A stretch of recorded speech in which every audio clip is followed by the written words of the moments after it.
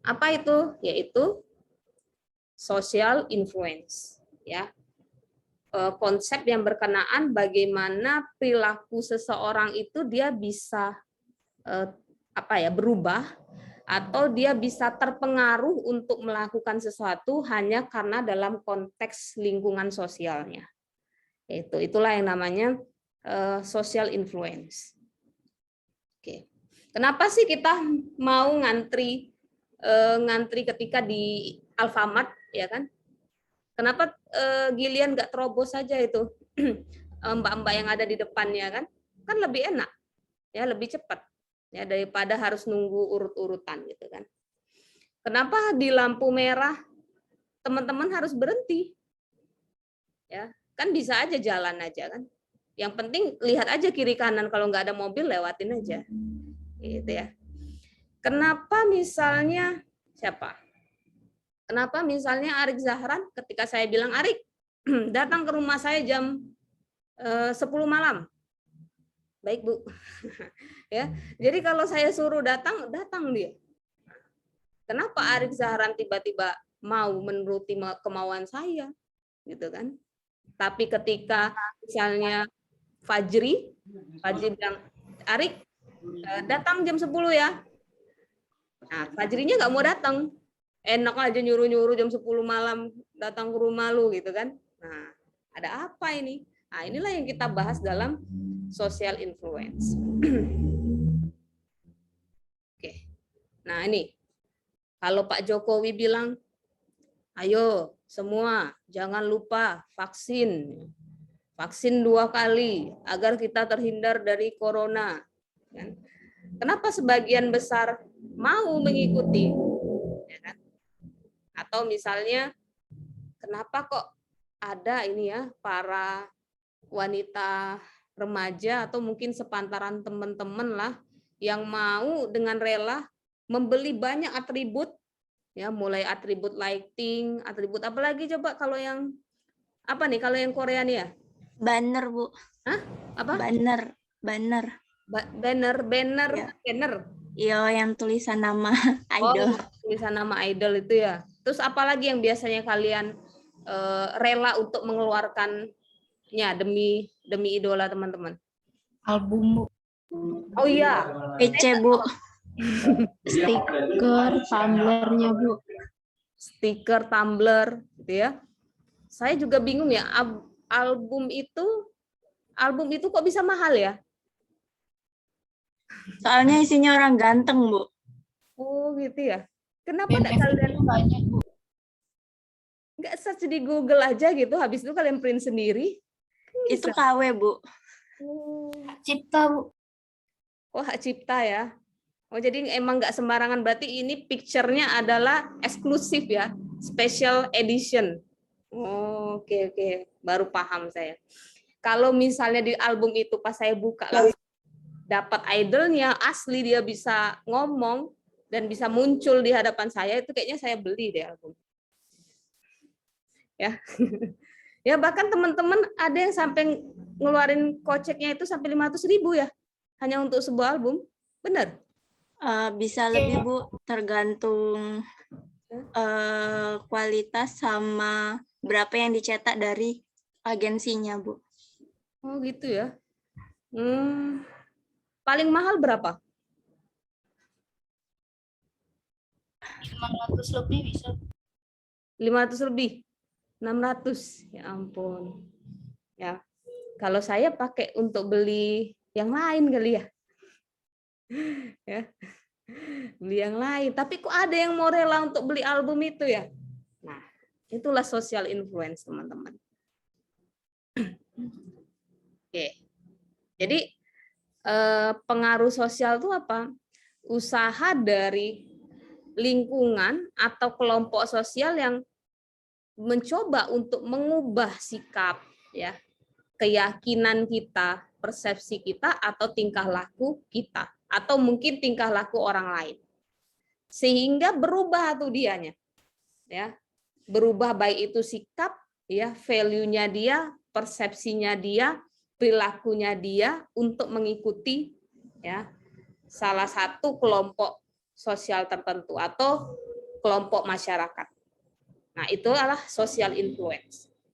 Kalau teman-teman terpengaruh atau berubah sikap, perilaku, dan persepsinya, berarti teman-teman sudah terbawa oleh social influence. Ya, tapi kalau misalnya teman-teman nggak peduli apaan sih itu, apa namanya itu, beli-beli McD, apa itu, McD yang warna ungu itu, BTS meal, Bu. BTS meal, ngapain ya, mending saya beli burger rasa rendang tuh enak banget tuh, burger rendangnya McD, daripada Bener, saya Bu. beli apa permana. Bener banget, Bu. Iya kan, setuju ya. Daripada saya beli ini apa namanya, yang McD meal itu yang isinya cuman kentang sama nugget, ya kan? Oke, nah itu yang akhirnya merubah sikap seseorang untuk mau membeli McD meal itu tadi. Ternyata teori psikologi sosial itu bisa kita gunakan untuk strategi marketing loh sebenarnya. Jadi sebenarnya strategi marketing itu lebih banyak dipengaruhi oleh teori-teori psikologi sosial. Ya, teman-teman.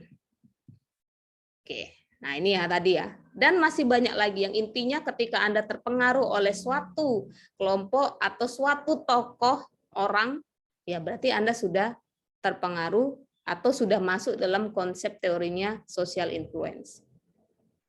Nah, ini ada model-model dari teori social influence ya. Yang pertama itu conformity, lalu yang kedua compliance, dan yang ketiga obedience ya, atau kepatuhan. Oke, kalau konformitas ya, jadi pengaruh sosial di mana individu tuh merubah sikap dan perilakunya agar sesuai dengan norma sosial yang ada. Ya. Jadi dia mau tidak mau dia akan ubah sikap dia, ya, perilakunya dia agar ini cocok dengan norma-norma sosial. Ya, itu konformitas. Nah, ada yang modelnya itu pemenuhan ya, compliance, atau kita bisa ambil istilahnya itu namanya kerelaan, kerelaan hati. Seperti yang disampaikan oleh Nuria tadi contohnya, ya contoh yang kedua. Jadi pengaruh sosial yang meliputi permintaan langsung dari seseorang kepada orang lain atau sekelompok orang yang akhirnya kita penuhi itu permintaan dia dan kita terpengaruh ya, terpengaruh untuk berubah sikap dan perilakunya. Terus ada juga yang modelnya kepatuhan ya. Kita terpengaruh secara sosial ya, di mana karena orang atau seseorang itu cukup memerintahkan kita aja, akhirnya kita bertindak melakukan sesuatu. Kita terpengaruh ya, mau nggak mau harus ikutin keinginannya dia. Nah, jadi ketika teman-teman mengalami perubahan perilaku, sikap ataupun cara pandang, nah biasanya dalam kelompok sosial biasanya dipengaruhi oleh bentuk-bentuk social influence ini, yaitu konformitas, kerelaan hati atau pemenuhan, dan kepatuhan ya, obedience ini tadi. Oke, nah konformitas itu ada dua ya teman-teman, konformitas publik sama konformitas pribadi atau pribadi ya. Kalau konformitas publik ya, teman-teman terpaksa untuk konform, untuk ikut dengan apa istilahnya lingkungan tersebut, karena mau nggak mau harus diikutin ya. Kalau teman-teman nggak ikutin nanti rasanya teman-teman jadi orang yang harus mendapatkan sanksi sosial, dianggap tidak patuh dan lain sebagainya. Contohnya misalnya siapa nih perokok berat misalnya, ada seorang perokok ya, dia lagi di fasilitas umum, anggaplah di bandara, di situ tulisannya dilarang merokok. Nah, tapi udah 5 jam nggak ngerokok nih, mulutnya pahit. Nah, tapi mau nggak mau harus diikuti tuh peraturan itu, ya. Nah, seseorang itu dia sudah melakukan yang namanya konformitas publik, ya kan? Meskipun dia nggak suka, meskipun dia nggak nyaman, tapi kok dia mau mengikutinya, ya. Nah, itu namanya konformitas publik. Nah, lalu ada yang namanya ya penerimaan pribadi ya, atau konformitas karena berdasarkan memang dia suka, memang nggak masalah loh buat saya gitu loh. Saya mau ikutin peraturan itu, Anggaplah misalnya balik lagi yang contohnya si B ini, di bandara dilarang merokok, dia tidak merokok. Kenapa dia nggak merokok? Ya jelas dia kan nggak merokok, dia memang nggak suka ngerokok. Jadi dia akan ikutin aja peraturan itu dengan senang hati dan sukarela. Jadi ketika teman-teman di dalam lingkup sosial atau masyarakat, ya teman-teman akan mengalami dua hal, konformitas yang sifatnya publik maupun yang konformitas sifatnya pribadi. Tapi kadangkala sering banget sebagian besar ya orang-orang yang suka dengan kebebasan terpaksa untuk melakukan yang namanya konformitas publik, ya kan? Ya suka enggak suka tapi ya sudahlah ikutin aja mau gimana gitu kan. Nah, saya buka pintu, apakah suaranya kedengaran suara-suara mengganggu nggak? Enggak kan? Oke. Nah, ini faktor-faktor yang menyebabkan orang itu mau ngikut. Nah, konformitas itu bahasa istilah ringannya itu adalah mau ngikut, ya ngikut aja gitu kan. Nah, yang pertama adalah karena orangnya itu emang dia sukai, ya. Ada BTS gitu kan, BTS-nya lagi trending apa gitu, ya. Anda konform, Anda ikutin gitu kan, Anda ikutin. Karena Anda mau. Ya. Oke. Lalu yang kedua, karena kohesivitas. Jadi kelekatan dari kelompok itu. Karena Anda merasa itu bagian dari kelompok teman-teman, ya teman-teman akhirnya konform, jadi ngikut untuk melakukannya. Anggaplah contoh gini deh. Ada seseorang yang dia menghina tentang Jambi. Ya. Wah, karena teman-teman merasa kohesif dengan kelompok sosial sebagai rakyat Jambi, akhirnya ketika ada orang yang bilang, ayo kita serang IG-nya kan gitu kan. Ya gitu lah biasanya. Kita sentil mentalnya. Anda akan konform ngikut ya untuk nyentil dia karena Anda bagian dari warga Jambi. Ya. Anda memiliki kohesivitas, Anda punya kelekatan dengan kelompok tersebut. Atau mungkin lebih kecil lagi deh, misalnya Wahyuni, Aurora, terus Gillian sama Iza tuh satu geng. Gitu kan? Ketika Iza nih dikata-katain sama Sabila, nah Wahyuni, Meti, Gillian langsung pasang badan dia.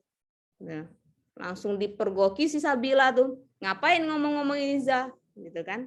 Nah, ya teman-teman. Oke, itu karena faktor dari kelompok yang kohesif. Sangat kuat sekali. Kelompok itu merasa itu tuh seolah-olah tuh bagian dari kita. Jangankan gini, contoh lain lagi. Ketika BTS itu saya saya ejek, apa sih BTS Oplas? Nah, ini tuh pasti beberapa yang suka nih dengan BTS dan bergejolak hatinya tuh. Ya. Galak Oplas, nyanyi juga biasa-biasa aja. Ya. Banyak lebih bagus itu suaranya orang Indonesia gitu. Ya kan? Nah, itu karena teman-teman sudah menjadi kayak satu kesatuan dalam kelompok tersebut. Oke. Lalu yang berikutnya apa? Karena ukuran kelompok ya, semakin besar ukuran kelompoknya, ya semakin besar kemungkinan teman-teman akan terpengaruh menjadi konform terhadap kelompok tersebut, ngikut ya, ngikut. Saya ambil satu contoh ya, ini menarik sekali, pengalaman Apple ya. Apple tahu ya, ketika dia meluncurkan handphone Apple-nya itu ya, iPhone. Nah, ternyata di China itu animonya tidak terlalu besar. Ya, orang-orang masih tertarik dengan penggunaan produk dari dalam negerinya, ya kan? Akhirnya strategi yang dilakukan marketing iPhone yang di China itu membuat antrian palsu, ya, antrian palsu. Jadi orang-orang itu dibayar beberapa, nggak tahu ya saya dibayar berapa gitu ya, untuk mengantri misalnya 10, gitu kan? Sehingga membuat orang penasaran, ini antrian apa sih sebenarnya? Akhirnya dia ngikut di belakang. Nambah banyak kan antriannya, yang lain makin ngikut. Makin besarlah sehingga iPhone bisa diterima di China. Hanya dengan menggunakan apa? Ya, faktor ukuran kelompok. Ya. Terus saya juga pernah saya terapkan ketika itu di resto, ya. Saya coba nih, semua kendaraan saudara-saudara saya, mulai saya, kakak-kakak saya, taruh semua di situ. Orang Jambi ikut dia. Saya sudah nyoba tuh. Ya, saya pertahankan tuh pokoknya 1 minggu silakan parkir mobil di HDK. Apapun itu pokoknya parkir aja di situ. Meskipun orangnya lagi di Jakarta, lagi di mana, kalau mobilnya tidak dipakai taruh situ ya. Oh, oke, siap. Taruh semua situ kendaraan. Itu waktu buka sekitar sebulan 2 bulan awal itu. Ternyata itu ada pengaruhnya. Nah, sampai pada tahap kita sudah tidak pakai lagi trik itu, ya orang-orang sudah mulai berdatangan. Ya, tinggal pakai orang lain yang sebagai pemancingnya untuk dia ngikut. Nah, oke. Lalu yang keempat apa? Nah, ini karena salah satunya adalah teori fokus normatif. Apa maksudnya fokus normatif? Ya, kita cenderung mengikuti suatu norma sosial berdasarkan apa yang kita cenderung terbiasa. Ya, terbiasa karena informasi itu sering sering masuk di kepala kita. Ya, contohlah misalnya gini, ada anak dia itu ngambil tentang lingkungan hidup misalnya ya, dia kuliah dan ngambil banyak tentang materi-materi lingkungan hidup. Nah, ketika di luar dia melihat ada peraturan dilarang membuang sampah, ya dia akan ikut, ya karena dia sangat sering ya mendengar, melihat norma-norma sosial yang seperti itu. Kayak gitu. Termasuklah kita misalnya teman-teman ya belajar psikologi gitu ya. Psikologi kalau di kita tidak boleh mencela omongan orang. Ya, meskipun tidak ada di peraturannya di lingkungan sosial, tapi itu sifatnya implisit ya, implisit. Secara sosial, secara norma sosial kita nggak boleh istilahnya itu menyela omongan orang. Selesaikan dulu omongan dia baru kita ngomong. Nah, kita cenderung akan fokus ke situ. Ya, oh nggak boleh kita nyela omongan orang lain. Jadi Anda diam dulu baru ngomong. Tapi karena Anda tidak terbiasa belajar tentang lingkungan hidup, ya kan? Nah, mungkin Anda buang sampah sembarangan. Ya, karena informasi itu tidak banyak mengenai teman-teman. Ya, itulah yang namanya teori fokus normatif. Ternyata orang-orang pun juga cenderung fokus terhadap norma tertentu. Ya. Makanya ini ada hal yang sangat penting juga ketika kita ingin menerapkan sesuatu pada lingkungan sosial yang sangat besar, kita harus membiasakan itu ke orang itu. Ya. Pasang banner banyak-banyak, tiap 1 meter ada. Ya. Contohnya apa? Nah, ini resto saya lagi nih. Ya.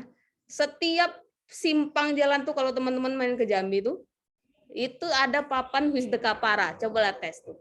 Sampai diledekin saya sama teman-teman saya tuh. Ya. Itu tuh pakai teori fokus normatif. Apa yang orang biasa lihat, apa yang orang biasa dengar, itu akan menjadi kecenderungan ya mempengaruhi dia untuk konform, ngikut. Ya, jadi kalau teman-teman pingin untuk mendorong orang lain supaya dia conformity dengan kita, maka bukalah informasi itu seluas-luasnya dan seintens mungkin. Ya, seperti itu. Nah, ini trik marketing lagi nih sebenarnya ya. Trik marketing ini. Oke, ini kebetulan karena saya orang Pio, ya saya kasih contoh yang ini kan, yang bawa-bawa Pio. Oke. Ah, ini saya kasih contoh eksperimen Solomon Asch, bagaimana pengaruh dari ukuran kelompok itu, ya, itu bisa membuat orang menjadi terpengaruh untuk mengikuti. Oke, sebentar.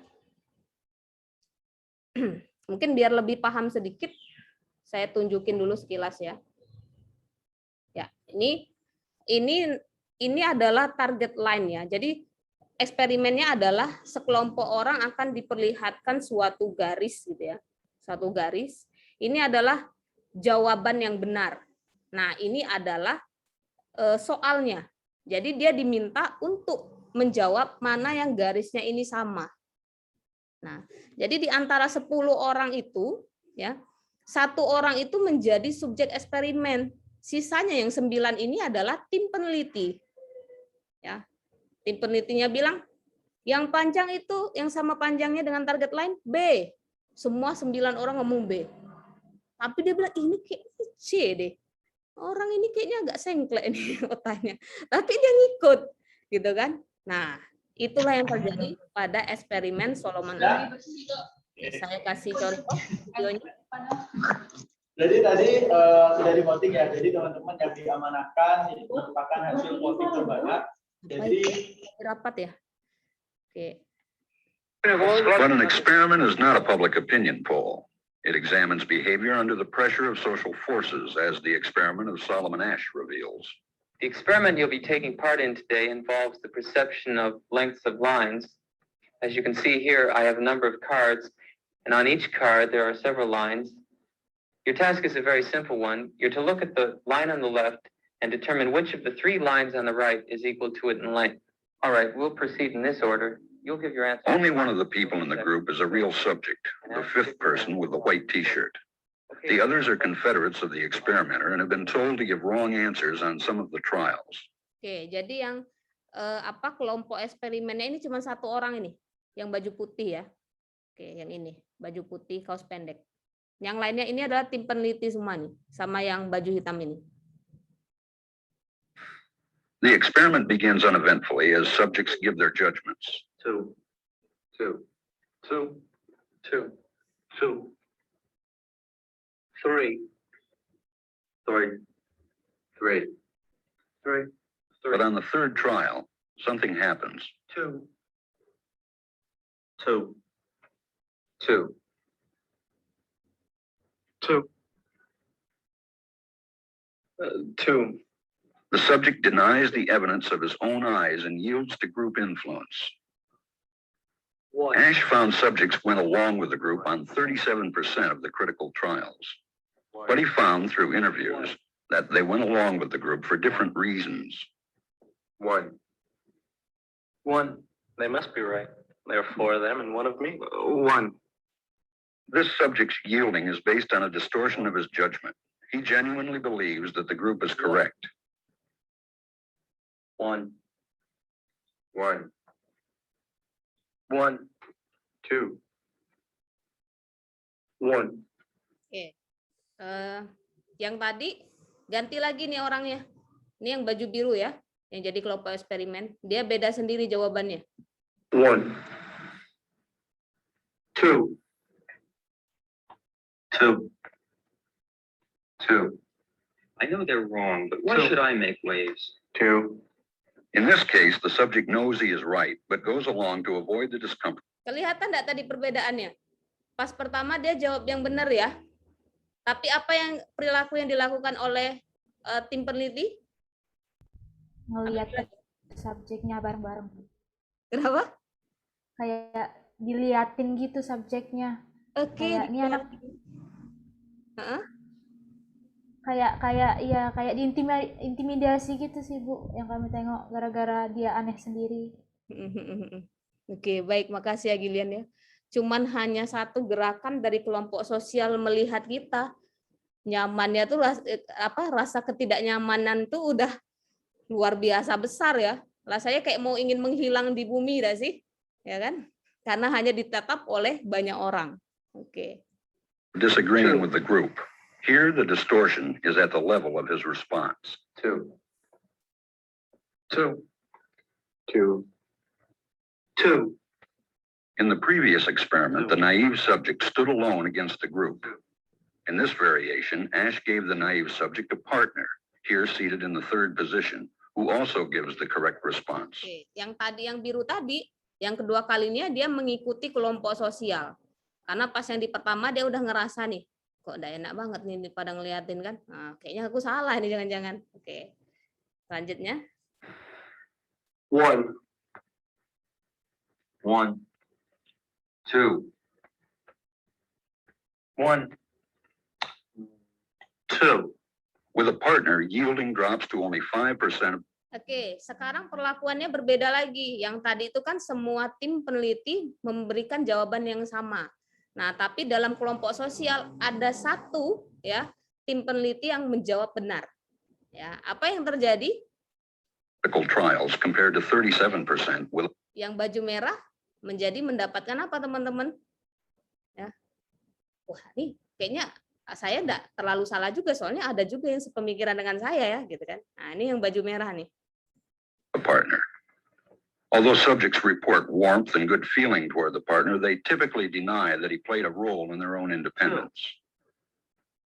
The partnership variation shows that much of the power of the group came not merely from its numbers, but from the unanimity of its opposition. When that unanimity is punctured, the group's power is greatly reduced.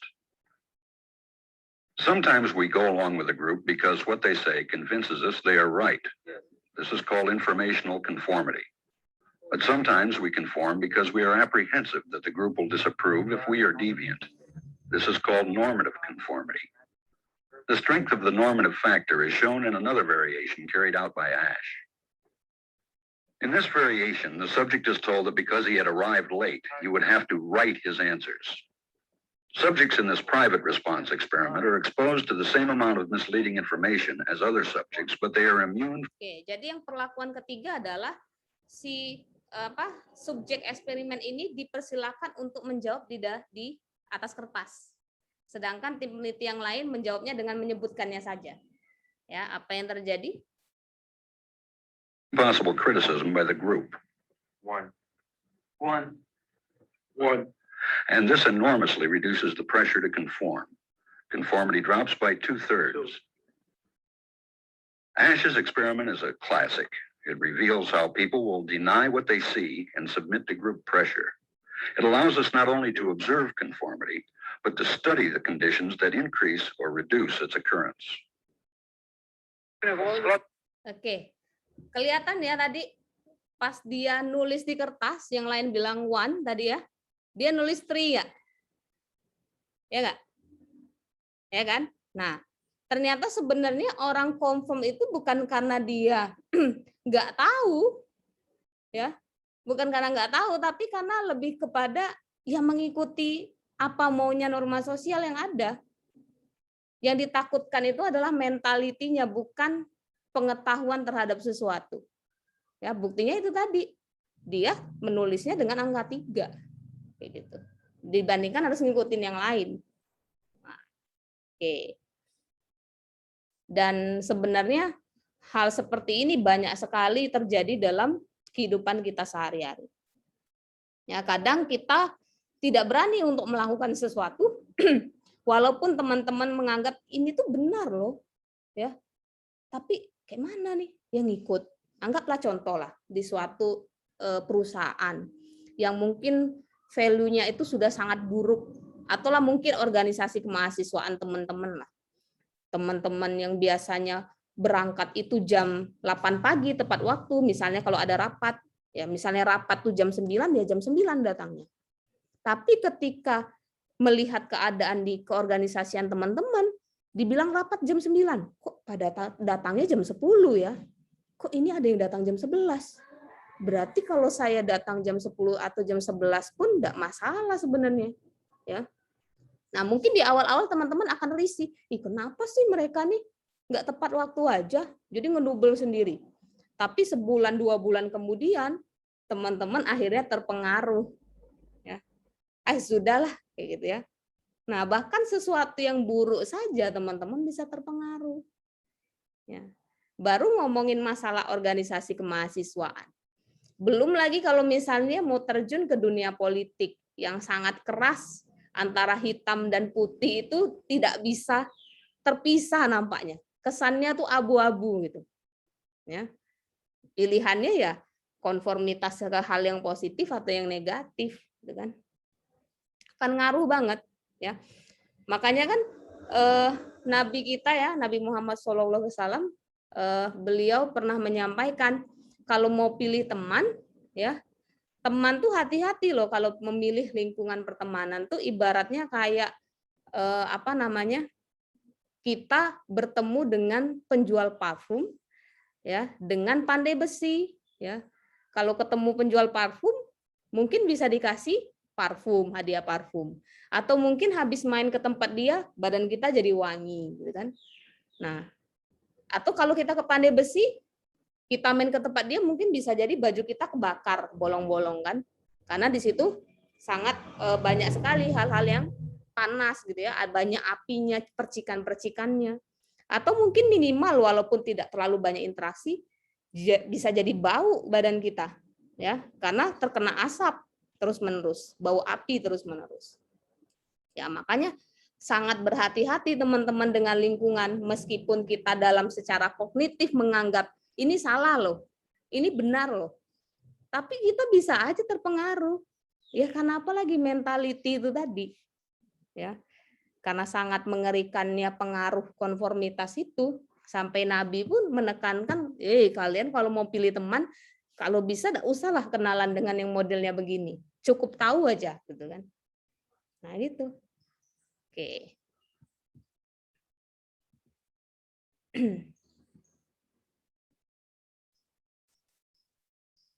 Oke. Ya.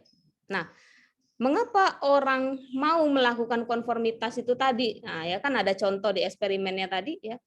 Karena memang kecenderungan kita sebagai manusia tuh pingin disukai kan. Ya. Kita nggak mau dibenci. Kalau kita disenangi banyak orang, rasanya tuh kayaknya hidup kita tuh berarti gitu. Makanya kita ya ikutin aja maunya, keinginan sosial seperti apa. Nah, termasuk juga ada dari diri kita itu rasa takut untuk ditolak. Ya. Apalagi kalau yang orang-orang secara tes DISC-nya tahu ya. Kalau tes DISC itu kan ada dominance, influence, steady, dan compliance ya. Kalau orang yang influence, ketika ditolak sekali aja tuh rasanya hancur banget tuh hatinya tuh. Orang-orang yang hobi bergaul, ya hobi berteman, ketika misalnya satu orang aja yang menganggap dia, kamu nggak usahlah ke sini, hati dia tuh benar-benar hancur, ya, karena nggak bisa ditolak, ya takut untuk ditolak. Lalu yang ketiga ya, pingin dianggap benar, ya. Kalau misalnya teman-teman menjadi yang berbeda tuh rasanya kayaknya nggak benar deh gitu kan. Jadi mau nggak mau ya ikutin aja biar jadi orang yang nggak outliers. Ya. Meskipun kesannya di dalam norma sosial tersebut dianggap jelek atau buruk, ya. Tapi teman-teman tetap ikutin aja. Contoh lah misalnya di kosan teman-teman gitu kan. Itu jam 9 malam sudah pada tidur gitu. Misalnya, maka teman-teman biasanya itu akan ngikut tuh, ya akan ngikut. Tapi kalau di dalam kosannya itu satu rumah pada tidur jam 1 malam, ya habis jalan-jalan kemana gitu kan, teman-teman juga akan ngikut biasanya, seiring waktu dan kebiasaan. Jadi dianggap benar itu bukan berarti benar secara pedoman sosial ataupun agama, ya kan? Nah, seperti itu. Inilah kecenderungan kenapa kita mau ngikut. Oke. Nah, sampai konformitas dulu deh. Ada pertanyaan? Ini saya buka chat dulu apa nih?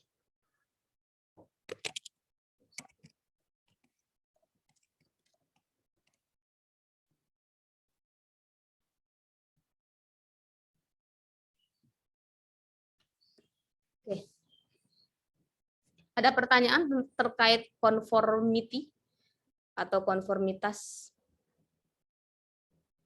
Kalau tidak ada, kita lanjut. Ya, kita lanjut lagi ya.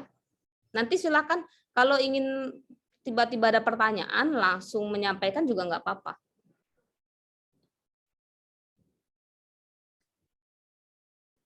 Oke, nah ini sekarang bicara tentang compliance ya. Oke, compliance itu adalah itu tadi ya, keinginan kita ya memenuhi apa yang diminta oleh orang lain, ya, kerelaan hati untuk mengikuti apa yang diminta oleh suatu kelompok sosial tertentu. Oke.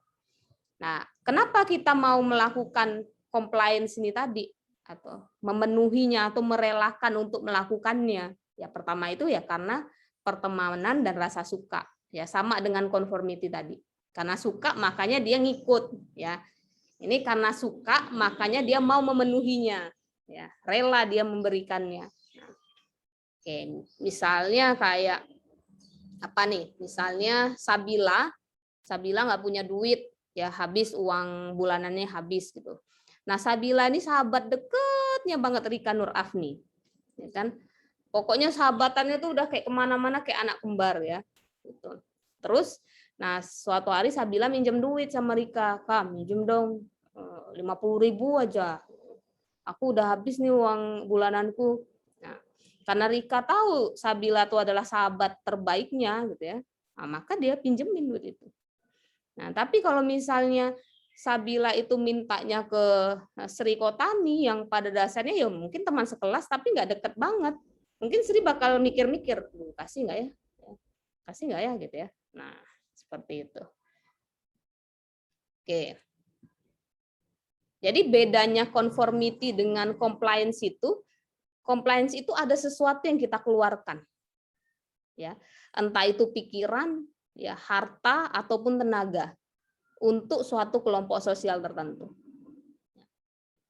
Nah, kalau misalnya di konteks BTS tadi, kalau Anda hanya cuman ngikut aja, oh pakai baju BTS tuh warnanya ini biasanya hitam misalnya, Anda ngikut, senang gitu kan, pakailah baju hitam yang sudah ada biasanya teman-teman punya gitu kan.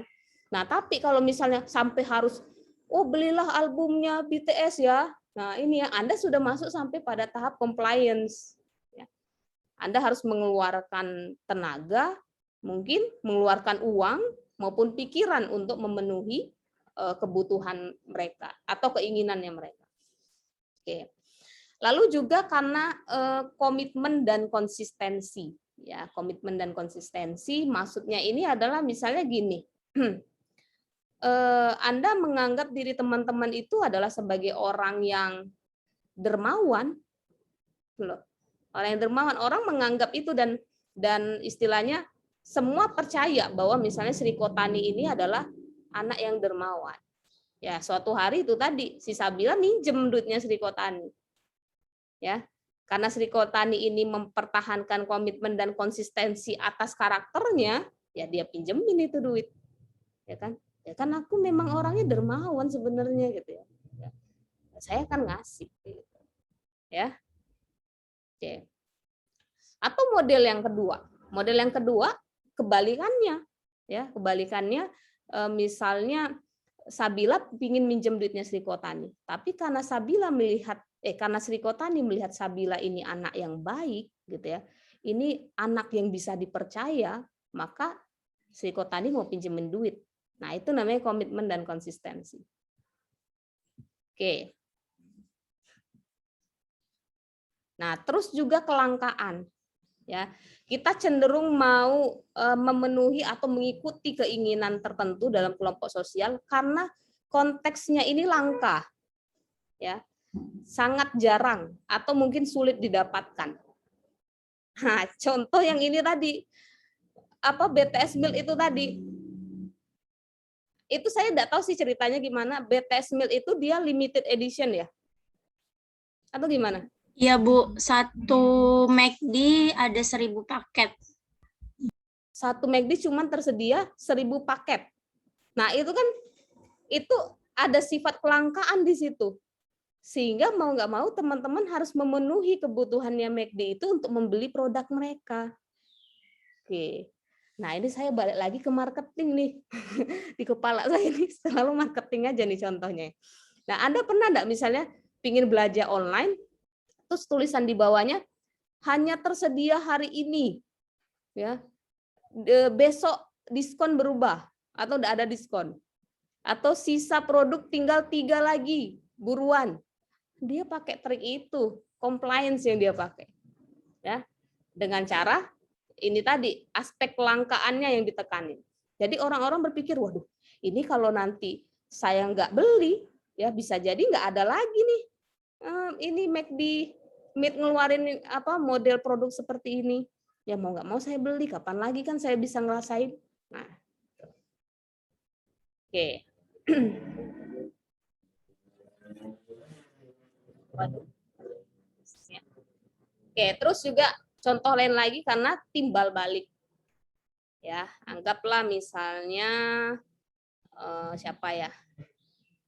Aurora, ya. Aurora ini sering berteman ya sahabatnya dengan siapa? Sama Jenny, ya. Aurora sama Jenny. Ya. Aurora tuh tahu, ya. Setiap Aurora punya masalah, ya. Jenny itu selalu ada buat dia. Kan? Nah, suatu hari Jenny ada punya masalah dan minta tolong sama Aurora. Aurora, bantu aku dong, yuk temenin aku buat ngomong sama sama pacarku gitu kan. Dia tuh nggak bisa banget diomongin gitu. Kamu bantulah untuk mediasi kami. Oh, oke deh, aku bantu. Ya karena itu tadi, karena ada hubungan timbal balik. Ya. Jenny baik sama Aurora, Aurora juga kayak ada rasa rasa hutang budi untuk baik sama Jenny. Ya. Nah, termasuk juga karena validasi sosial. Ya, validasi sosial. Misalnya ketika Anda tidak memberikan uang kepada pengemis, Anda rasanya tuh kayak jadi aneh gitu. Karena pandangan sosial kalau misalnya kita mau memberikan kepada orang lain, ini orang ya baik gitu kan. Ya kan? Orang ini baik gitu. Jadi karena adanya validasi sosial inilah yang mendorong kita untuk memenuhi kemauan orang lain. Ya. Nah, dan juga karena ada kekuasaan, ya, kekuasaan. Ya, kekuasaan misalnya siapa ketua IMA di sini? Ada enggak? Siapa ketua IMA? Oh, bukan di sini ya. Farhan ya ketua IMA-nya ya. Misalnya siapa anggota IMA di sini? Tidak ada anggota IMA ya? IMA. Saya, Bu. 20 Vivo ya. Misalnya Farhan bilang ke 20 Vivo, 20 tolong dong kerjain dulu proyek kita untuk yang ini. Ya. Mohon dibantu ya. Nah, si Farhan ini menggunakan fungsi kekuasaannya dia supaya 20 Vivo mau dengan rela melakukan apa yang diminta. Ya. Termasuk juga dosen pun ketika misalnya ada butuh ini kayaknya harus butuh mahasiswa nih untuk menyelesaikan tugas ini, gitu kan? Saya minta tolong, ya Hana Hanifah mau ya jadi asisten penelitian saya, misalnya. Oh iya Bu, nah, itu biasanya jarang ada yang mau nolak, gitu ya, kecuali memang ada kondisi-kondisi tertentu.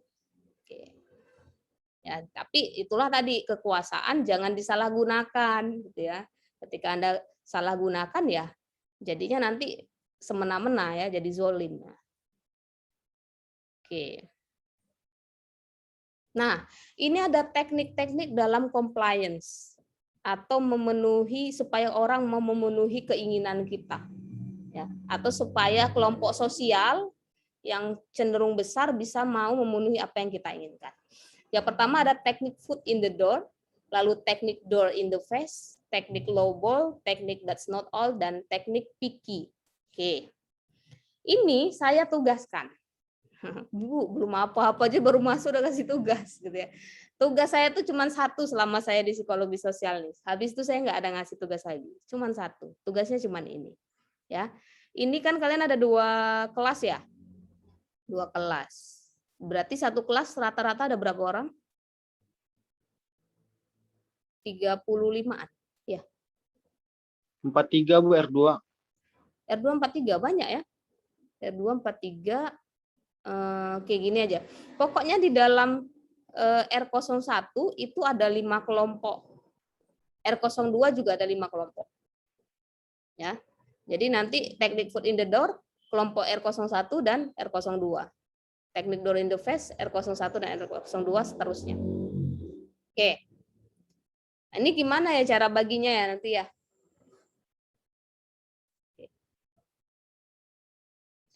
Dipilih sendiri aja ya. Saya lupa kemarin cara baginya gimana. Oke, silakan Anda pilih ya kesepakatannya bagaimana. Atau gini aja deh lah biar menarik. Mau kelompoknya dipilihkan atau pilih sendiri? Pilih sendiri, Bu. Pilih sendiri. Oke, kalau pilih sendiri ya udah silakan. Ya. Kalau biar adil silakan diundi. Ya, diundi untuk mendapatkan yang mana aja. Oke. Harapannya nanti teman-teman, ini saya minta teman-teman membuat suatu contoh video dari penerapan teknik ini. Udah. Jadi cukup jelaskan teknik tersebut apa, ya, lalu penerapannya di kehidupan sehari-hari contohnya apa. Udah itu aja. Ya. Dalam satu video yang durasinya tidak lebih dari 7 menit. Tidak lebih dari 7 menit. Oke. Nah, kebanyakan pengalaman saya di 2 angkatan yang lain itu memberikan contoh marketing ya. Oke. Harapannya saya pingin teman-teman memberikan contoh di kehidupan sehari-hari. Kehidupan sehari-hari. Kalaupun misalnya Anda mendapatkan 1 contoh yang di bidang marketing, maka harus memberikan 2 contoh, yaitu contoh kehidupan sehari-hari. Oke, saya. Jadi bikinlah video, ya. Saya tahu lah teman-teman kan sudah generasinya milenial ya, bisa lah ngediting video dan berperan, ya, bermain peran dan lain sebagainya. Oke, beberapa memberikan contoh itu lebih dari 1. Ya. Oke. Jadi nanti penilaiannya terlihat dari relevansi dari teorinya atau teknik itu sendiri ya. Oke. Dan juga keunikan dari alur ceritanya. Oke.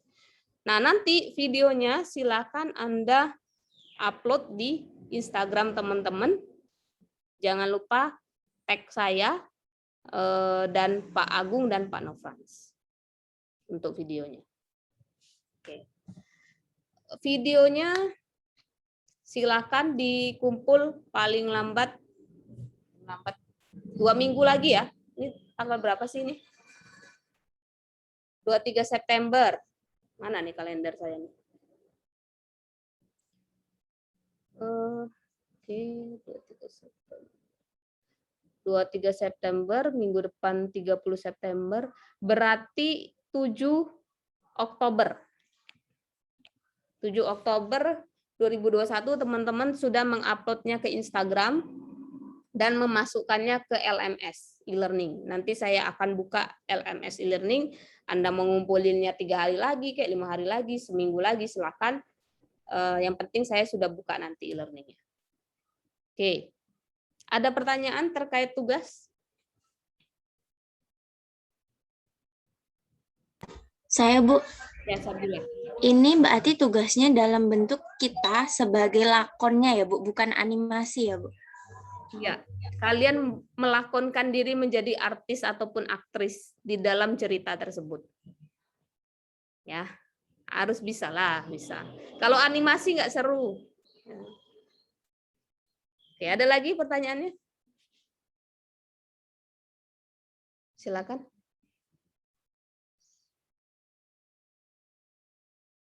Oke, baik. Kalau tidak ada, kita bisa lanjut.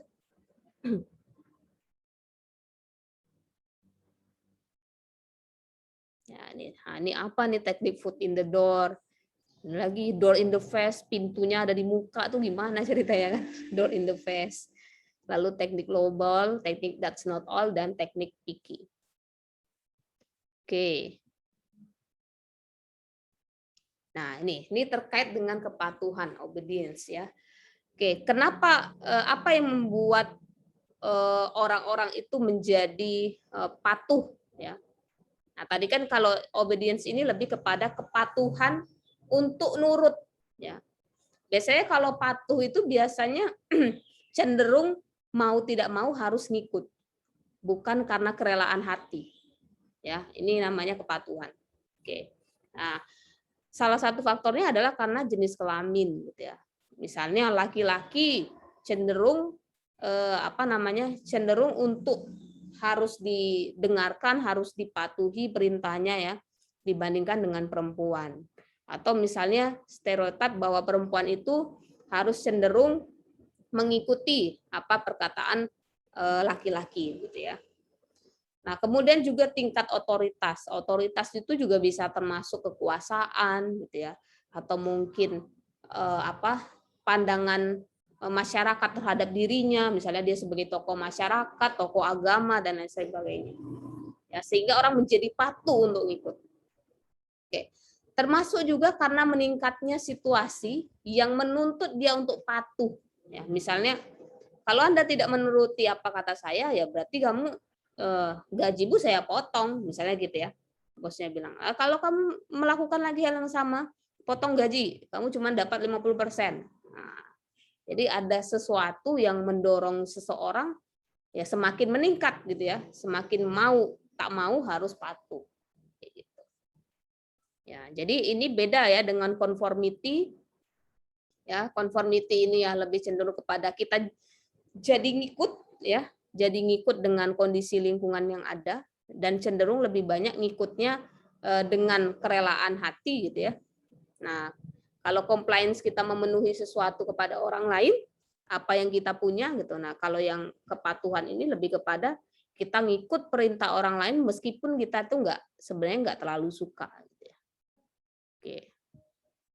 Nah, ini ada penelitian menarik dari Stanford Milgram. Ya, penelitiannya mengatakan bahwa ternyata tidak semua individu ya atau orang yang menjadi tokoh yang dipatuhi itu bisa memberikan perintah yang positif. Tidak selamanya dia memberikan perintah positif. Dan juga sebaliknya, ternyata orang yang harus mematuhi dia tidak selamanya akan mengikuti perintah-perintah yang positif. Ternyata yang negatif pun dia juga ikutin. Jadi seolah-olah kayak akal sehatnya pun juga udah nggak tahu kemana. Apa yang diminta ikut aja. Nih saya kasih contoh nih ya. Ini penelitiannya Milgram. Oke. Ini adalah subjek penelitian. Oke. Mana nih? Ini adalah subjek penelitian. Dan ini adalah tim peneliti yang pura-puranya akan menjadi aktor yang akan bermain, tetapi subjek penelitiannya ini tidak tahu sama sekali apa yang akan terjadi. Nah, ini adalah penelitinya, ya, atau misalnya kita bisa sebut juga sebagai pelaku yang harus dipatuhi ya. Oke. Nah, ini bisa Milgram ini menggunakan tim peneliti yang lain, ya. Jadi pelaku yang harus dipatuhi atau lab coat guy-nya. Nah, jadi ini ada sebuah kabel yang dia ini nanti akan mengalirkan listrik kepada si aktor ini yang akan bermain peran. Nah, si subjeknya ini nggak tahu sama sekali. Jadi ini ada tombol 1, 2, 3, 4, 5, 6, 7, 8. Jadi semakin tombolnya ini ke kanan gitu ya, nah, dia akan memberikan aliran listrik yang semakin besar. Tapi sebenarnya tidak ada aliran listrik loh. Nah, makanya ini disebut actor playing other subject gitu ya. Jadi diminta mulai dari tombol yang paling rendah, tombol 1. Ya, lab coat-nya bilang tekan tombol 1. Nah, si actor playing-nya agak kagetan dikit gitu. Nah, subjeknya juga merhatiin, kok dia kaget nih, berarti ada aliran listriknya gitu kan. Lab coat-nya ngomong lagi, tekan tombol 2 gitu ya. Nah, jadi sebelum memulai adegan eksperimen ini, lab coat-nya sudah memberikan dia instruksi. Pokoknya apapun yang saya perintahkan, jalankan. Ya, dalam penelitian ini, apapun yang saya perintahkan, silakan Anda jalankan. Wah, lab coat-nya ini bukan yang asal-asal aja. Dipilihnya tuh yang orang yang terlihat berwibawa gitu ya. Mungkin yang lebih terlihat badannya besar dan tegap gitu. Atau mungkin terlihat senior. Nah, sampailah ini tombol ketiga, tombol keempat, kelima, ini sudah mulai teriak nih aktornya. Teriak gak karuan. Tapi dia tetap aja disuruh, tekan tombol 4, tekan. Ya udah dia tekan. Nah, sampai tombol 6 udah mengeris, ampun, jangan dong, kata. Sudah berhenti.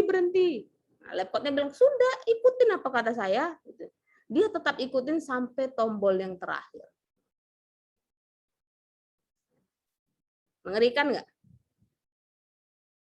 Hal seperti itu pernah nggak ada temuin di suatu kejadian nyata?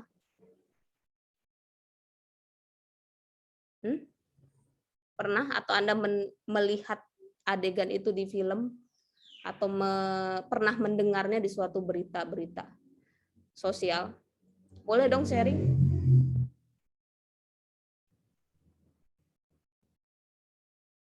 Yuk, sharing nih kita sekarang. Izin Bu. Ya, silakan, Tari. Jadi saya sering baca sih Bu, kayak tekanan di kantor gitu. Jadi bosnya ini udah bilang kalau weekend itu nggak bakal ada dikasih kerjaan Bu. Terus tiba-tiba di weekend itu bosnya ini ngasih kerjaan Bu, tapi apa ya, pegawainya tuh antara apa ya, nggak enak gitu Bu nolaknya. Jadi mungkin gitu sih Bu menurut saya. Oke, ya, makasih Tari Salsalina. Ini salah satu contoh ya, yang mungkin dia tidak terlalu mempengaruhi fisik ya, mungkin berat di mental juga kan, harus mau ngumpul dengan keluarga tapi harus dikasih kerjaan lagi gitu ya. Nah, jadi kita merasa tetap patuh nih, ya kasusnya yang Tari ini tetap patuh harus ngikutin maunya bos, ya udah jadi budak korporat. Ya hati-hati jangan jadi budak korporat ya. Saya tuh suka banget tuh diceritain apa tuh jadi tempat tong sampahnya teman-teman yang kerja di Jakarta. Aduh, ini aku tuh capek banget pokoknya lah. Aku jadi budak korporat, ya udahlah kamu pulang aja, jangan kerja di Jakarta. Di Jakarta tuh wah penuh, pokoknya penuh dengan kerjaan, bilang gitu. Nah tapi dia masih tetap bertahan. Nah salah satunya itu. Kita sudah capek, kita sudah mau tepar, bahkan ada sampai saya satu statement yang membuat saya jadi agak sedih ya. Salah satu orang mengatakan bahwa pokoknya tunggu kami sakit atau tepar, baru kami nggak dikasih kerjaan. Itu kan parah banget ya teman-teman ya. Ya, jadi teman-teman patut mensyukuri kalau misalnya mendapatkan tempat pekerjaan yang itu dia masih bisa memanusiakan teman-teman dengan fungsi kepatuhannya itu. Jadi fungsi kepatuhannya itu masih digunakan dengan baik dan tepat, gitu ya. Nah, ujung-ujungnya juga jadi nggak sehat, gitu kan? Jadi nggak sehat. Oke, ada film yang sangat mengerikan sih, tapi tahan aja. Kok saya jadi kepikiran ada salah satu film.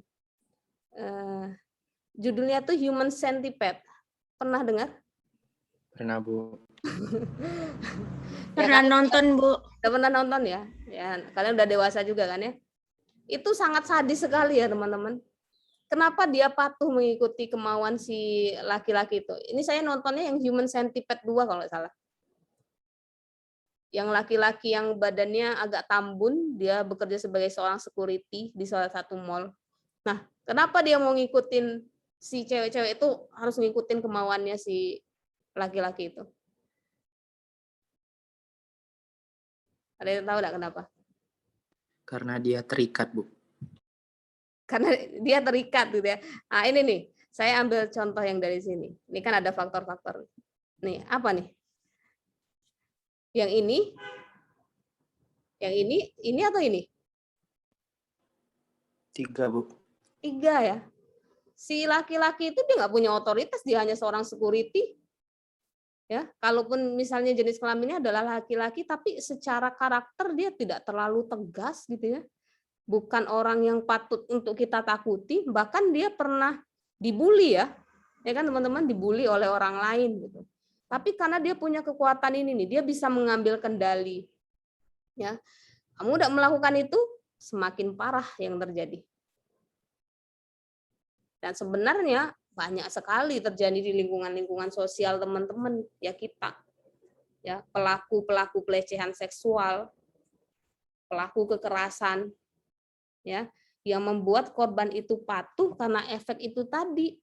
Semakin dia nggak patuh, maka semakin ada akibat buruk terhadap fisik dan mentalnya. Ya. Biasanya gitu, tanya aja sama Bu Desi itu. Bu Desi itu kan yang sering banyak menangani korban pelecehan seksual kan dan kekerasan. Ya. Korban itu mau ngikut itu karena itu tadi. Semakin dia tidak patuh, ya, maka semakin banyak ancaman yang akan muncul di fisik maupun mentalnya dia. Saya tuh kalau dengar ceritanya Bu Desi tuh saya tidak sanggup. nggak kuat saya.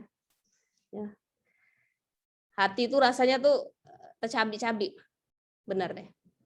Ya, jadi makanya saya nggak pilih untuk yang sebagai layanan sosial tuh saya nggak kuat. Ya harusnya Bu Desi itu ngajar juga di sini ya, tapi karena ada mata kuliah yang cukup banyak di psikologi pendidikan, jadi nggak bisa. Kemarin beliau sempat ngajar. Oke. Ya, itu hanya contoh film aja ya. Bagi yang nggak nonton, nggak usah ditonton juga nggak apa-apa ya. Oke. Kebetulan waktu saya ngekos di Jogja itu, saya kan hobi kadang nonton film kalau lagi nggak ada tugas lagi kan. Nah si mas-mas rentalnya tuh nawarin, ini ada film bagus loh Mbak, tonton ini pokoknya dijamin. Dalam hati saya ini tontonan apa? Ya kan? Pokoknya bagi yang nggak nonton ya mending nggak usah ditonton ya. Oke, agak-agak sadis dan menjijikkan. Oke. Oke, itu dia. Ya, tidak banyak yang perlu dibahas. Ya, mungkin ada pertanyaan mungkin teman-teman atau sesuatu yang bisa kita diskusikan bersama-sama.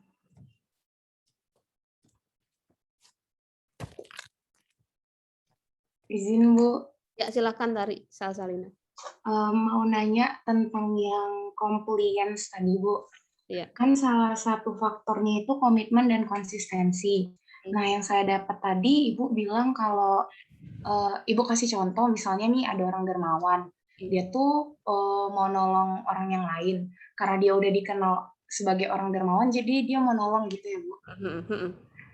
Jadi yang mau saya tanya itu misalnya nih Bu, ada anak-anak, dia tuh sebenarnya tuh nggak nakal Bu, biasa aja gitu, tapi dikenal sebagai anak yang nakal. Jadi dia tuh ketika mau ngelakuin sesuatu, aku lakuin aja deh, kan aku dicap nakal juga gitu Bu. Kalau itu termasuk nggak Bu ke dalam konsistensi ini atau gimana Bu? Terima kasih Bu. Oke, baik. Terima kasih Tari Salsalina ya. Ini kaitannya dengan perilaku ya. Kebetulan kalau yang compliance ini kita kan bahasnya kepada orang itu mau memenuhi kebutuhannya kita, gitu ya. Sehingga kita mau nggak mau mengikutinya, gitu kan. Salah satu contohnya faktornya karena konsistensi dan komitmen kita. Tapi ini kita bisa ambil contoh juga terkait perilaku ya. Ini bukan, jangan ambil konteks di compliance-nya ya. Dari ceritanya Tari Salsalina ini konteks yang berbeda, tapi kita bisa ambil contoh terkait terkait penanaman karakter, ya. Kadang orang dia tetap menjalankan perilaku seperti itu, bahkan perilaku yang sifatnya tidak sesuai dengan norma sosial karena itu tadi. Karena sudah ada stereotip sosialnya atau cap label kepada dirinya bahwa dia adalah orang yang buruk, gitu kan. Nah, ya udah dia ngikut aja, tetap berperilaku seperti orang yang buruk, gitu kan. Nah, dia akan tetap seperti itu. Ini kaitannya dengan perilaku, bukan pengaruh apakah kita mau melakukan sesuatu untuk orang lain, gitu ya. Nah, kadang bisa juga seperti itu teman-teman, ya. Kenapa perilaku itu tidak bisa berubah ya karena itu tadi. Makanya kadang kalau misalnya teman-teman melihat ada orang yang misalnya dicap buruk ya, kalau saya meskipun itu sudah dibilangin oleh orang-orang di sekitar saya yang suka bilang itu si A tuh orangnya jelek gitu ya, pokoknya omongannya tuh buruk lah gitu, nggak usah temenan dengan dia. Kalau saya simple, selama diri saya tidak pernah mengalami, tidak pernah mendengar langsung dari omongannya dia, bahwa dia itu berperilaku buruk, maka saya belum bisa mengambil kesimpulan bahwa dia adalah orang yang buruk. Ya. Nah, kadang kita itu malah cenderung mudah terbawa pikirannya, mudah konform, ya, mudah conformity karena itu tadi. Ya, nah kita mudah menerima informasi ya akhirnya kita menganggap orang lain itu oh iya betul ya jelek ya orang itu. Nah dulu saya zaman SMA kuliah masih sering kayak gitu. Ya, ketika orang ngomong A itu si A tuh jelek loh. Maka saya langsung ikut tuh. Belum kenalan pun saya sudah sinis sama dia. Nah, tapi setelah itu saya mikir-mikir lah. Saya aja belum kenal sama dia, gimana saya mau ngambil kesimpulan gitu kan. Nah, itu yang pertama. Lalu yang kedua, kalau orang psikologi itu dalam melihat perilaku orang lain, ya, sebisa mungkin cari tahu kenapa dia melakukan hal seperti itu. Ya. Kadang kita itu terlalu cepat untuk menjudge bahwa orang itu jelek gitu. Ya. Tanpa kita berpikir penyebab dia kayak gitu kenapa. Semakin kita bisa tahu penyebab dia itu kenapa, itu akan membuat kita semakin mudah memaklumi dan memaafkan. Ada salah satu statement yang sangat menarik kalau teman-teman nonton film Petualangan Sherina, kan? Pas Sherinanya curhat sama mamanya dia bilang, itu si Sadap tuh nakal ini dan bla bla bla gitu kan. Ingat nggak? Ada yang nonton ya? Terus mamanya bilang, kenapa sih dia kayak gitu? Ya kita belum bisa ngambil keputusan apakah dia nakal atau enggak, ya. Ya kamu aja kenal Sadam baru berapa hari gitu kan. Kamu nggak tahu kehidupannya seperti apa, mamanya gimana, papanya gimana. Itu akan membuat kita jauh lebih memaklumi orang lain. Oke, ya. Jadi sebenarnya konteksnya agak berbeda ya, Tari ya. Oke. Dengan yang compliance itu tadi. Oke. Ada lagi? Izin bertanya, Bu. Ya, Jenny. Kan tadi ada conformity ya Bu, faktor yang mempengaruhinya itu kan ada ukuran kelompok sama teori fokus normatif. Nah Bu, ini kan ada sedang marak-maraknya nih kelompok LGBT nih Bu, yang terus digalakkan nih, baik mulai dari misalkan di Instagram sendiri ada stikernya khusus untuk mendukung kelompok LGBT, atau di kelompok-kelompok sosial tuh kayaknya semakin marak gitu, apalagi di luar negeri kan, udah merambah juga ke Indonesia. Nah, ini berarti Bu, jika kelompok ini terus menjadi besar dan terus digalakkan, akhirnya kelompok ini semakin membesar dan semakin diterima di lingkungan sosial ya, Bu? Ya, bagus pertanyaan Jenny ya. Ini memang kondisi sosial yang terjadi ya pada lingkungan kita pada saat ini. Oke. Salah satunya adalah LGBT. Kita bisa gunakan teori sosial, benar kata Jenny. Semakin dia masif, semakin dia luas kelompoknya, semakin informasi itu terbuka, ya, teori fokus normatif, semakin kita terpapar dengan banyak hal yang berbau dengan LGBT, ya semakin kita conformity, kelompok sosialnya akan nambah, akan ikut. Oke, saya nggak terlalu ini banget ya. Beberapa memang faktornya ada yang bilang karena gen gitu ya. Tapi saya juga tidak ada penelitian, bahkan saya cari nggak ada penelitian yang mengatakan bahwa memang gen itu yang menyebabkan seseorang LGBT gitu. Alasan yang paling tepat itu yang menurut saya masuk di pikiran saya dan juga nilai norma sosial dan agama, ya salah satunya itu tadi masalah ini alam bawah sadar yang terrepres. Ada sesuatu yang nggak enak di dalam dirinya itu yang sehingga membuat dia menjadi seperti itu. Ya. Bahkan ada yang sampai katanya dari kecil pun sudah seperti itu. Kita nggak bisa mengatakan bahwa gen itu penyebabnya gitu ya. Ini masih ada kaitannya dengan hal-hal yang berkaitan dengan dampak lingkungan sosial gitu ya. Atau mungkin juga sebenarnya bukan gen secara ini ya, pengaruh bagaimana kita seorang ibu ya yang dia itu dari masa mulai untuk punya anak sampai dia hamil dan melahirkan itu mempengaruhi perilaku anak sebenarnya. Jadi jangan kalian pikir ketika anak lahir itu dia akan membentuk perilakunya ketika lingkungan itu berkembang, enggak. Ternyata dari masa itu dibuat, anak itu dibuat sampai dia masuk ya, terbentuk di dalam rahim dan membesar, perilaku orang tuanya itu bisa mempengaruhi. Nah, itu luar biasa tuh. Ya. Oke, itu luar biasa. Nah, makanya hal-hal yang seperti ini ya, ini cukup berhati-hati ya. Tapi gini, bukannya kita bukannya kita menganggap LGBT itu kita anti LGBT. Pokoknya kalau ada nih kamu gay ya langsung dijauhi. Ya. Kenapa semakin masif LGBT itu?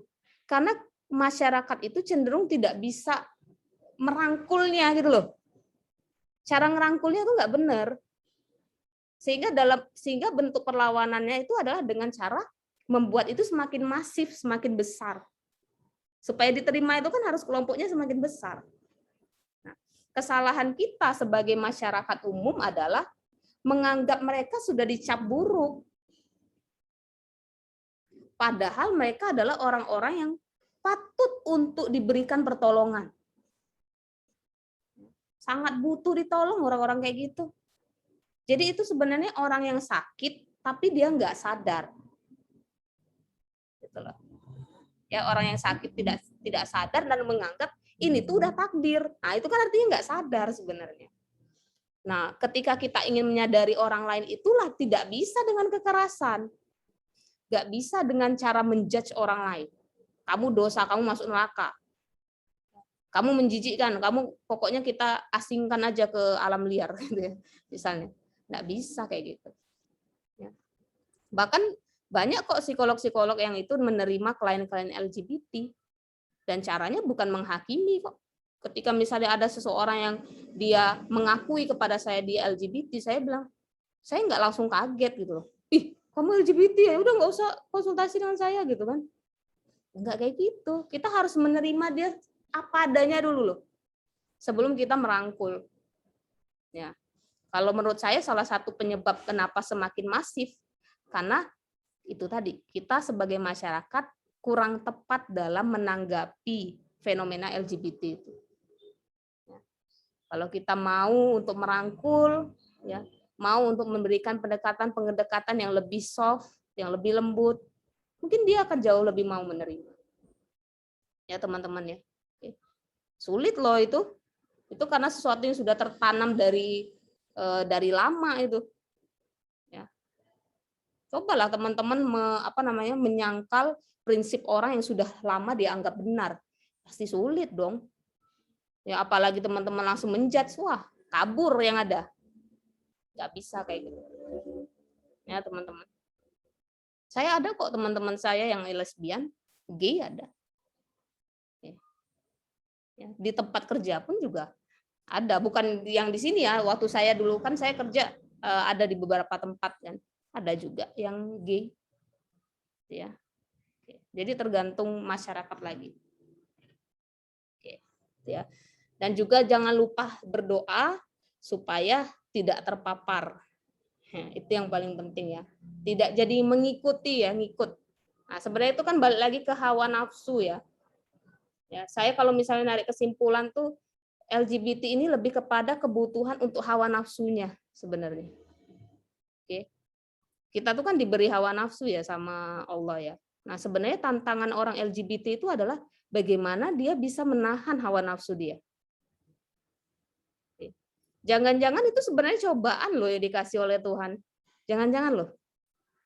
Karena ada tingkatan surga yang nggak bisa dicapai hanya sekedar sholat, sekedar puasa, enggak, kecuali diberikan ujian.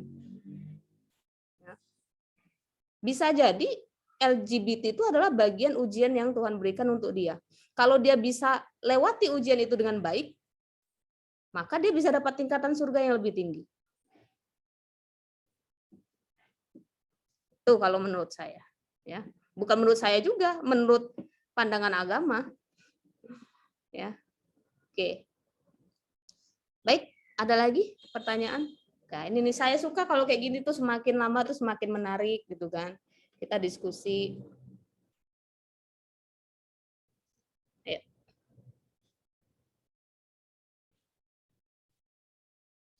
Silakan ada lagi?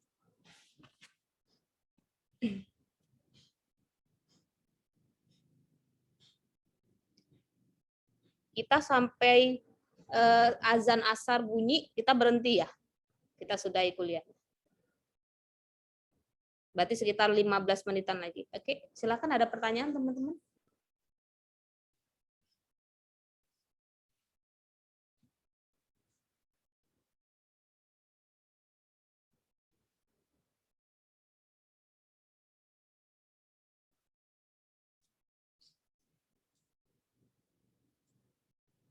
Ayo, silakan apapun yang ingin didiskusikan.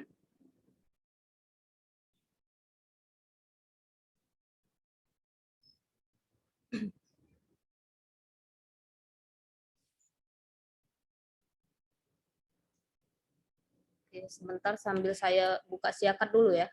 Kalau ada pertanyaan silakan langsung ditanya.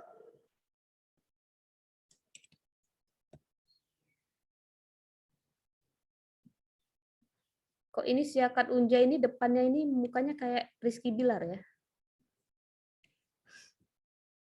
Sama enggak siakat kalian dengan siakat saya? Sama ya? Ada saya share dulu. Ya, kayak Rizky Bilar ya.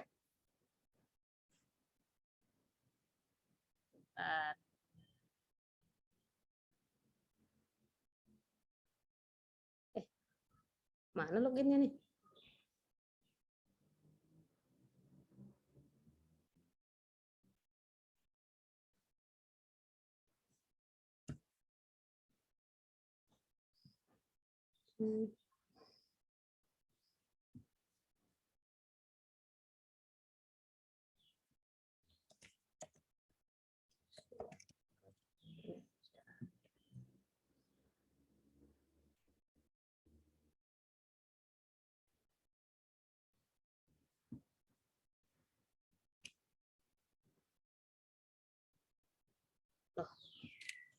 Kok login saya nggak ada ya?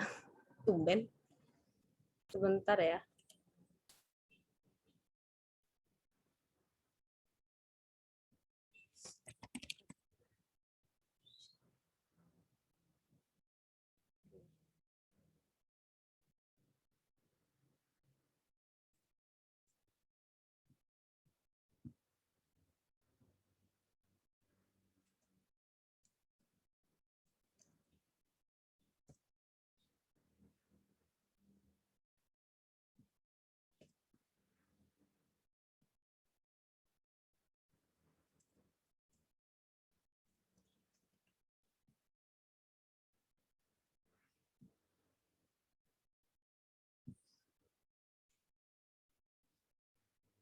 Sosial.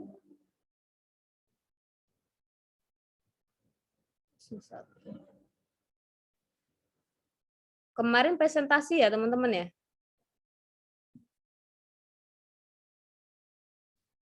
Iya Bu, presentasi kemarin Bu. Presentasi kelompok. Nah, ini saya nggak tahu nih, hadir semua enggak nih? Ya nanti saya isi aja, tunggu. Lanjut, ini sosial influencer.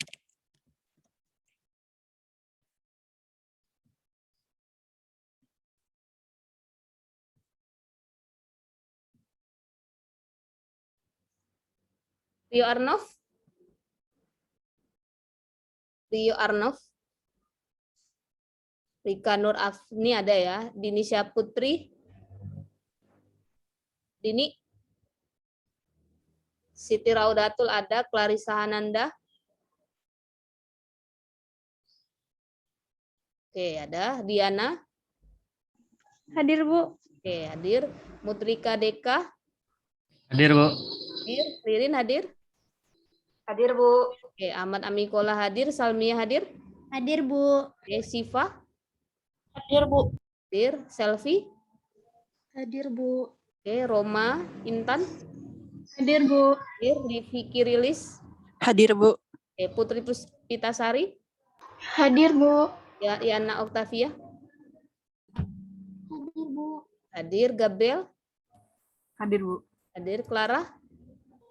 Hadir, Bu. Oke, Leilani? Hadir, Bu. Oke, Fanya Nashwa? Hadir, Bu. Hadir. Fajri?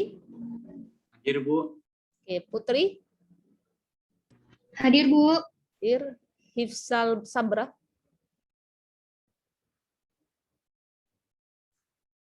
Hifsal Sabra? Iwanul Fadli? Hadir, Bu. Hadir Bu.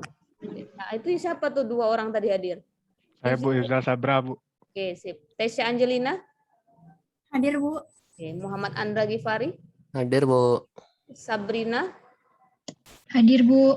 Ya, Anandia Teresia. Hadir, Bu. Hadir. Anindya Putri. Hadir, Bu. Paras Devina. Hadir, Bu. Oke. Andika Kurniawan. Hadir, Bu. Oke. Edelweiss. Hadir, Bu. Nabila. Hadir, Bu. Zahra. Hadir, Bu. Oke. 20 hadir. Tarisal Salina. Hadir, Bu. Iza hadir. Emir. Emir. Oke. Muhammad Emir. Nazwa Anandara. Hadir, Bu. Oke. Satu lagi. Bentar deh. Aduh. Ini ketutupan ini nih. Juni Rada. Hadir, Bu. Juni Rada.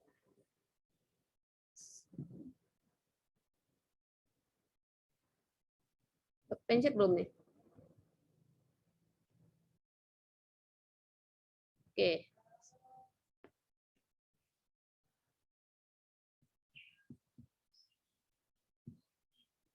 Izin, Bu. Tadi Dini ada tapi suaranya kayaknya nggak kedengeran, Bu. Oke. Sebentar. Mana tadi ya?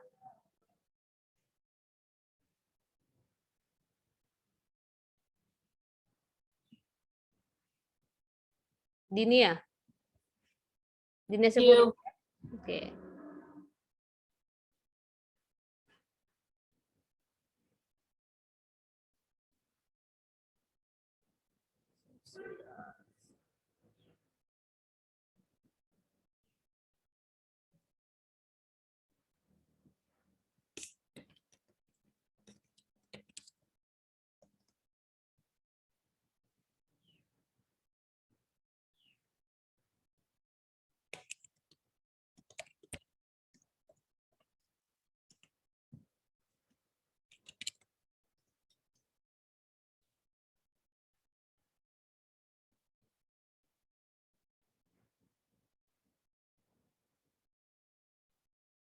Alif kan?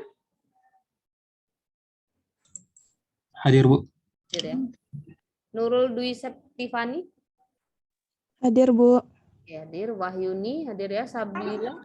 Hadir, Bu. Oke. Rumondang hadir. Nesta. Syakira. Hadir, Bu. Oke, Afrian Wandani. Hadir, Bu.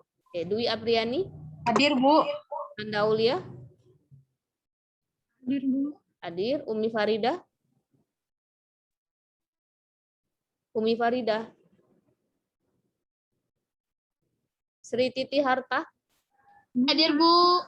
Oke, Arif Saran hadir. tadi Hadir. Umi Farida tadi ngomong tapi nggak ada suaranya. Oke, sudah ya. Raffi tadi hadir ya. Randy Sargianto. Hadir, Bu. Neti Aurora ada ya. Agnes Angelika. Hadir, Bu. Hadir. Pemana Agung hadir. Lesti Andini. Hadir, Bu. Hadir ya. Nuria Dwi hadir. Tiara Laras. Hadir, Bu. Hadir. Faras hadir. RTS Dinda. Hadir, Bu. Hadir. Kalia Makfirani. Hadir ya. M. Rizky Alfemoran. Hadir, Bu. Hadir. Feby. Hadir, Bu. Hadir. Gilian hadir. Asafira. Hadir, Bu. Hadir. Jenny hadir. Oliver. Hadir, Bu. Hadir. Siko Tani hadir. Nadila. Saya, Bu. Hadir. Wafik. Hadir, Bu. Hadir. Melisa. Saya, Bu. Hadir. Ulja. Hadir, Bu. Hadir. Haliza. Hadir, Bu. Angelia. Hadir, Bu. Hadir. Hana Hanifah. Hadir, Bu. Amara Salsabila. Hadir, Bu. Diva Siva. Hadir, Bu. Rizky Ramadona. Rizky Rahmadona. Rizka Imeliza. Hadir, Bu. Putri Nurfadila. Hadir, Bu. Dedi Firmansyah. Hadir, Bu. Oke. Rizky Ramadona. Oke. Ada, Bu, tapi suaranya nggak kedengar. Ada ya?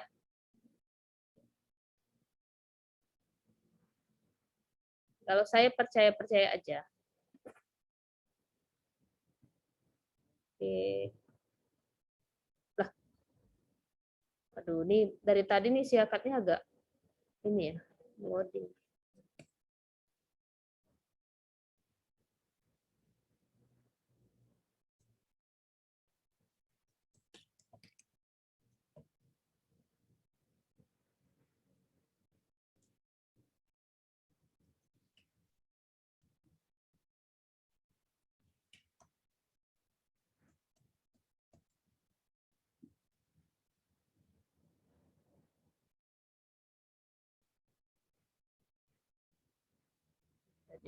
Jadi, sosial.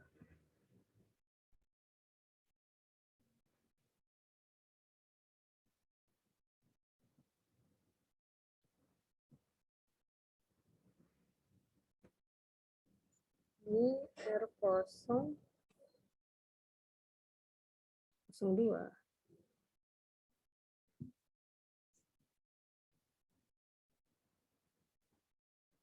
Oke, sudah ya.